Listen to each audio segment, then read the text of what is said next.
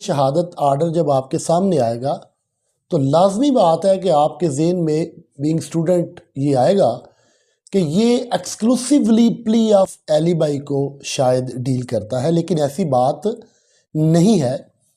इसमें कानून बनाने वाले ने जेम्स स्टीफन ने बहुत सी चीज़ों को हाईलाइट किया है और ये इंतहाई सिग्निफिकेंट इम्पॉर्टेंट आर्टिकल है जिसकी इंपोर्ट जो है वो रिस्ट्रिक्टेड नहीं है, इस पे पाबंदियां नहीं है और काफ़ी रेंज ऑफ फैक्ट्स जो हैं इसमें फैक्ट एंड इशू से रेलेवेंट हो सकते हैं और जो रिलेटेड फैक्ट्स हैं। इसमें सबसे इम्पॉर्टेंट जो बात है वो ये है कि आर्टिकल 24 कानून शहादत आर्डर जो पहले सेक्शन 11 इंडियन एविडेंस एक्ट था वो ये कहता है कि आप यूजुअली जनरली ये रूल है कि आर्टिकल 18 कानून शहादत आर्डर ये कहता है कि आप सिर्फ फैक्ट इन इशू की या रेलेवेंट फैक्ट की से रिलेटेड जो एविडेंस है वो दे सकते हैं।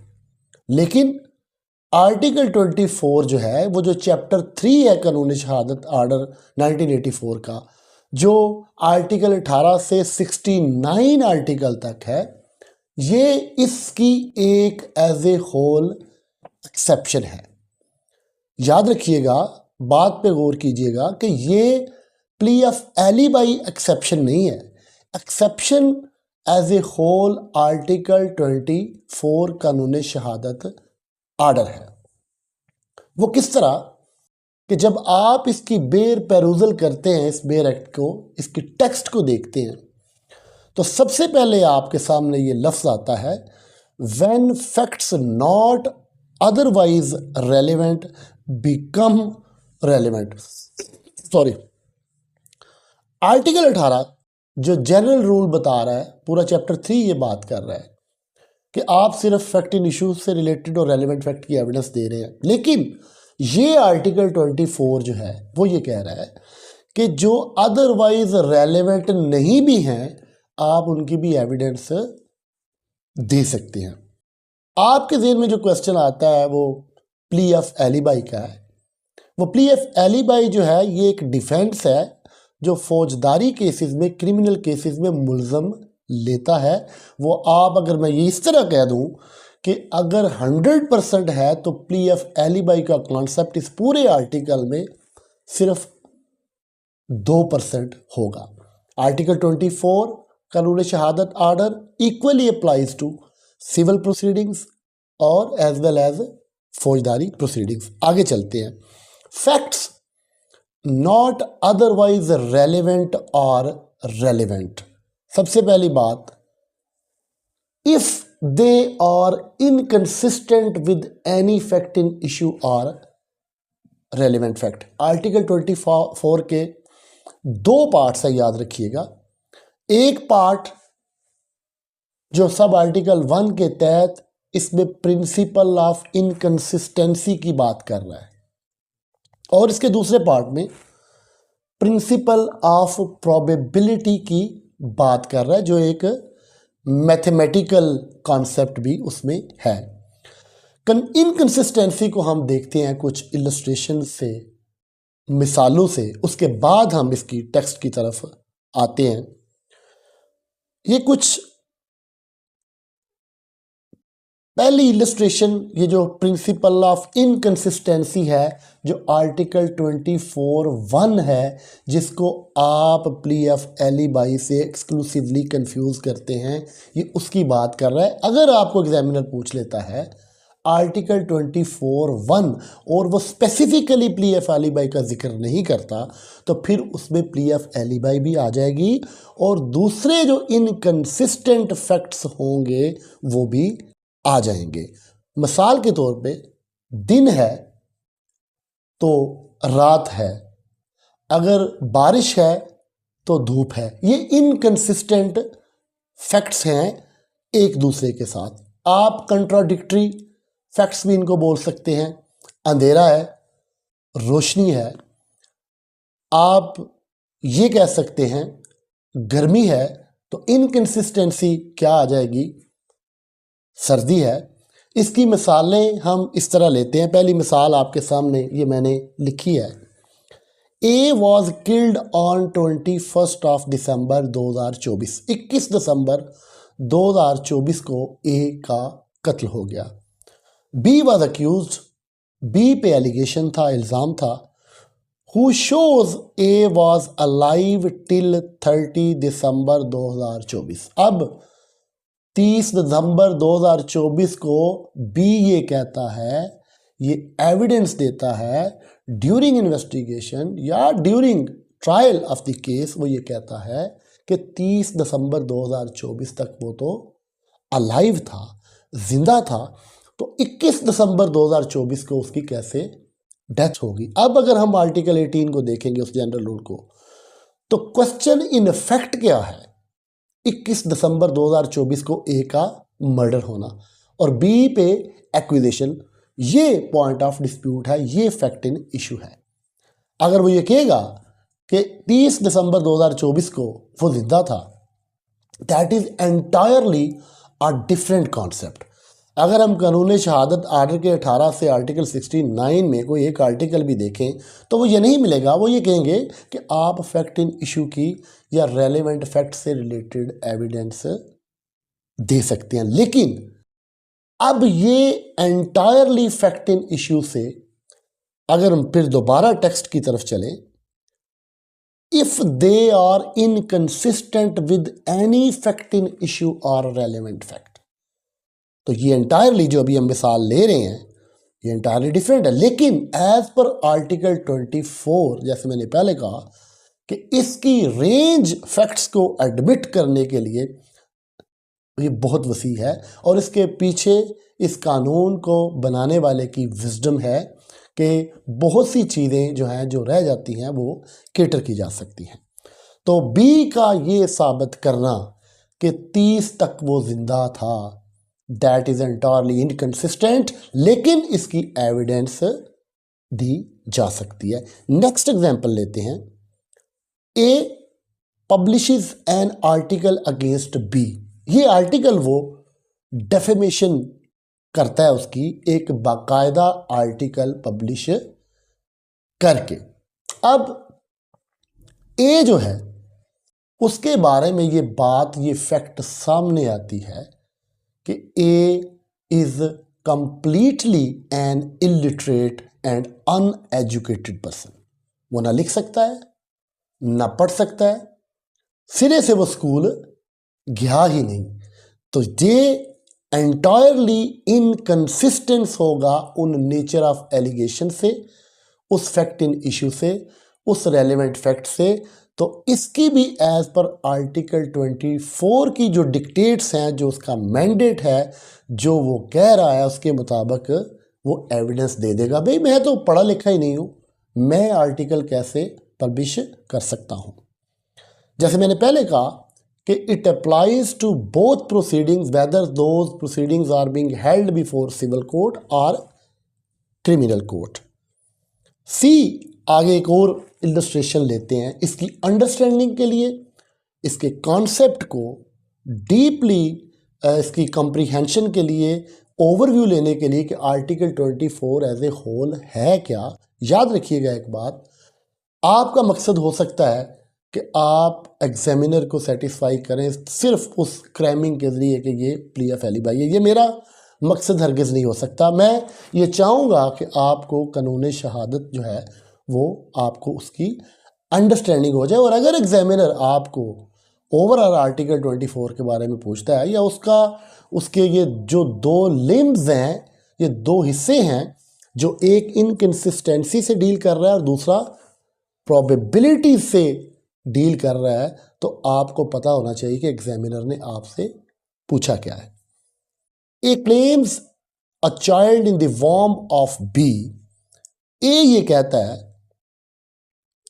ए ये कहती है बल्कि कि ये जो मेरे पास, जो मेरी कोख में ये जो शी इज़ प्रेग्नेंट, ये जो बच्चा है ये बी का है और ये इसकी प्रेगनेंसी जो है ये 3 मंथ 4 मंथ्स या 5 मंथ्स है।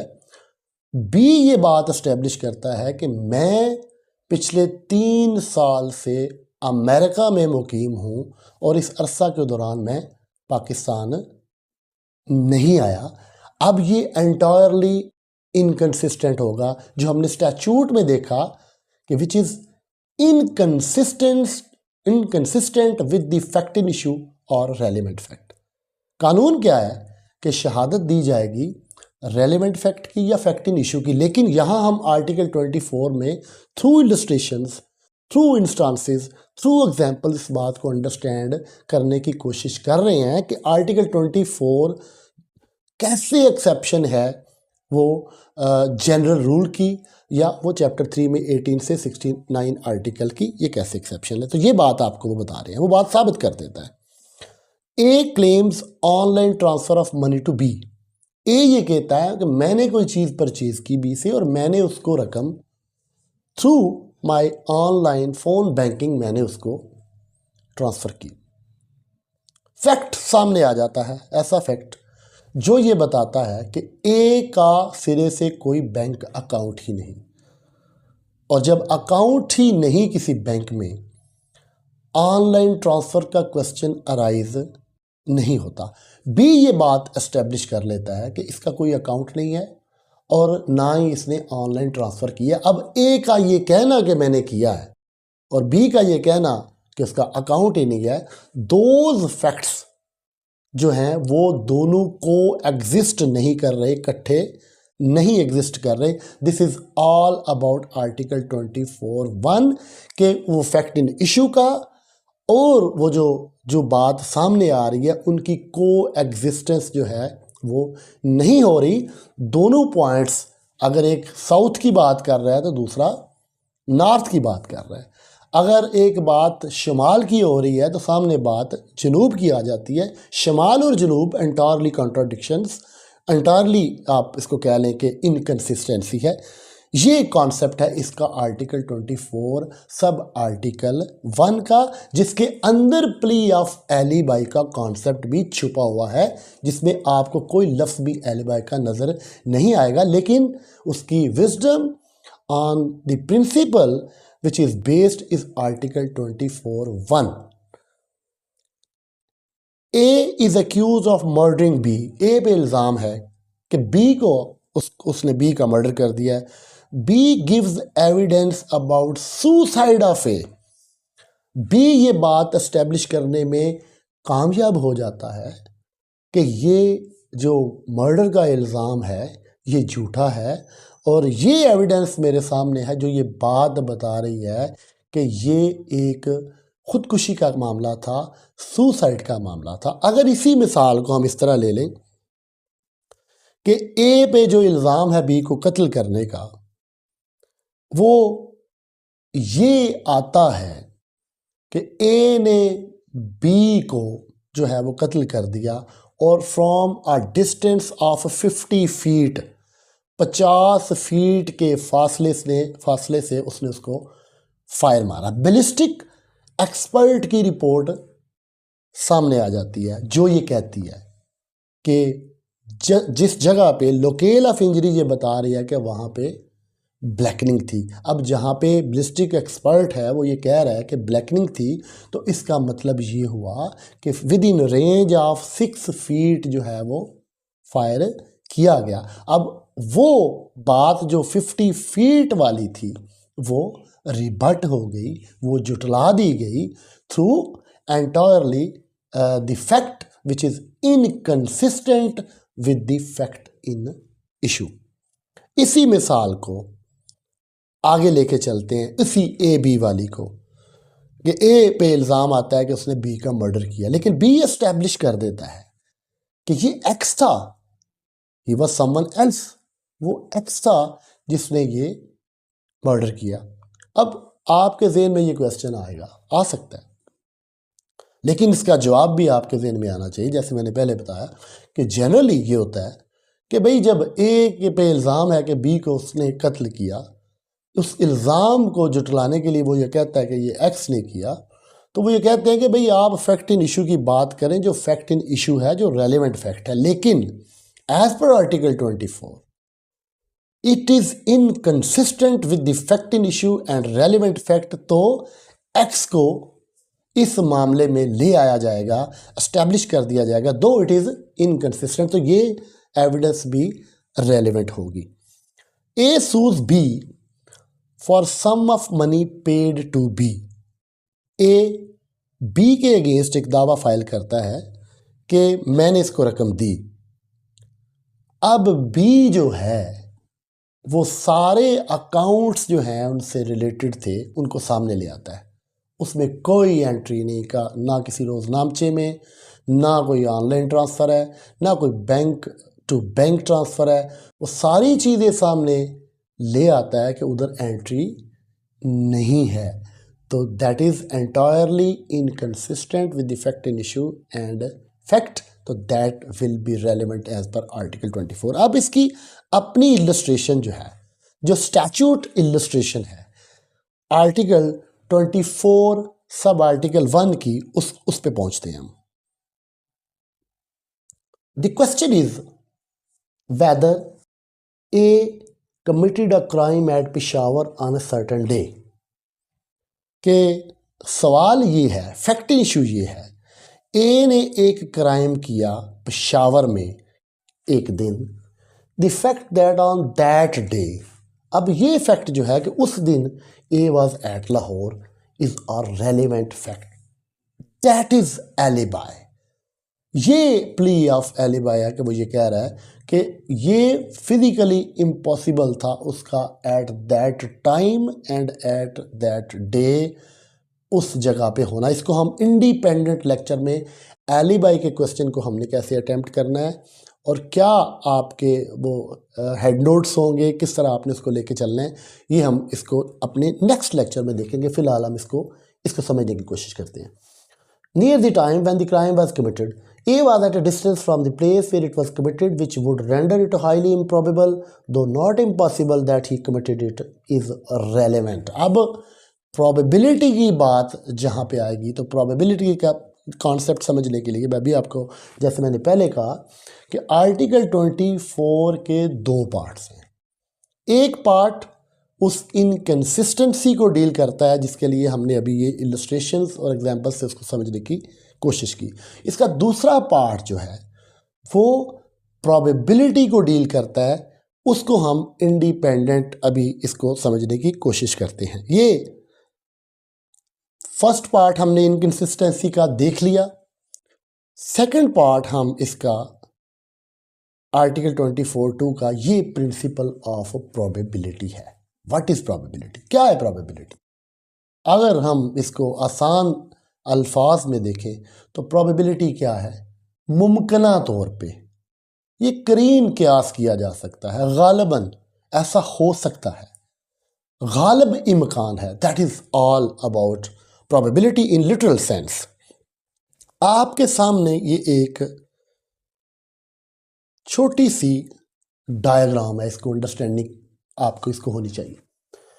ये पॉइंट 0, 10, 20, 30, 40, 50, 60, 70, 80, 90 और 100।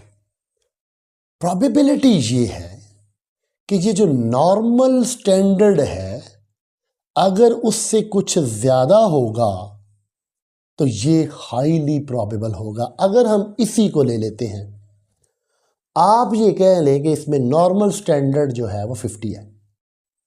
50 से जब हम 60, 70, 80 और 90 तक जाएंगे, that will be more than normal standard, highly probable होगा। इसकी मिसाल, इसी मिसाल को जो इलस्ट्रेशन ए हमने देखी है, अगर ये कहा जाए कि ए पे वो इल्ज़ाम है कि उसने उसको मर्डर किया और वो पेशावर और लाहौर वाली एग्जाम्पल को छोड़ दिया जाए, ये कहा जाए कि वो at a distance of 30 minutes drive था मारने वाला, तो that will be highly probable कि उसने ये किया होगा, वो कर सकता होगा। लेकिन अगर वही बंदा इस साइड पे आ जाते हैं, लेस देन नॉर्मल स्टैंडर्ड, 40, 30, 20 और 10 इस साइड पे आ जाते हैं, 0 तक नहीं जाएंगे, 100 तक नहीं जाएंगे, हम इन दोनों एक्सट्रीम्स के दरमियान में रहेंगे, क्योंकि अगर हम 100 तक चले जाएंगे तो आप इस तरह समझें कि ये सर्टेनिटी हो जाएगी, यहाँ तक भी सर्टेनिटी हो जाएगी। इम्पॉसिबल में और प्रोबेबिलिटी में फ़र्क ये है कि एंटायरली इम्पॉसिबल जो है जब हो जाएगा तो प्रोबेबिलिटी का क्वेश्चन जो है वो ख़त्म हो जाएगा। हाईली प्रोबेबल या हाईली इम्प्रॉबेबल मीन्स, मैंने मिसाल दी आधे घंटे पे फासले पे था, तो ये कहा जाता है कि ये हो सकता है हाईली प्रोबेबल, गालिब है, करके चला गया हो, बंदा मार के चला गया हो। और अगर ये हो कि 6 घंटे की ड्राइव है और 6 घंटे की ड्राइव इस ट्रैफिक में उसके लिए मुमकिन नहीं था कि वो करके चला गया होगा, तो ये हाईली इम्प्रॉबेबल होगा। हाईली प्रोबेबल ज़्यादा इम्कान है कि होगा, किया होगा, हाईली इम्प्रॉबेबल नहीं किया होगा।